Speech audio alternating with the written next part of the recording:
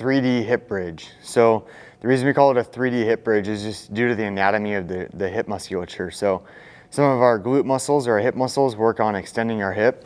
So when I say extending our hip, I would be driving my back, this bottom leg back, and then some of them work on rotating the hip. So when we go to a bridge position, when we drive our foot into the ground, a lot of times we're just training, the sagittal plane to where we're hitting one of our major glute muscles. So when we add that third dimension, or the 3D part, we add the rotation with the extension to get the hip to really fire. So when you get set up, you want to go on your back. We like to have people pull their heels closer to their butt, because the further your feet get out, the more your hamstrings are going to be engaged. You're going to bridge up.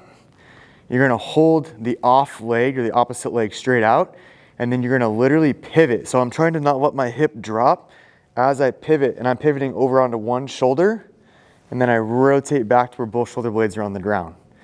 And then I pivot over to one shoulder, rotate back to where both shoulder blades are on the ground. So that would be an example of like the hip bridge iso with that 3D pivot. The other way you can do it is to where you bridge up from the floor, pivot, come back, bridge to the bottom. Reset the heel, bridge up, pivot over to one shoulder, come back, go back to the ground.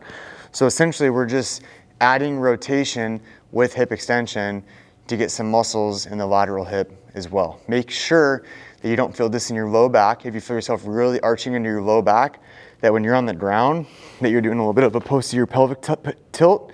That'll help prime that hip to be engaged anyways, and it'll take your low back out of it.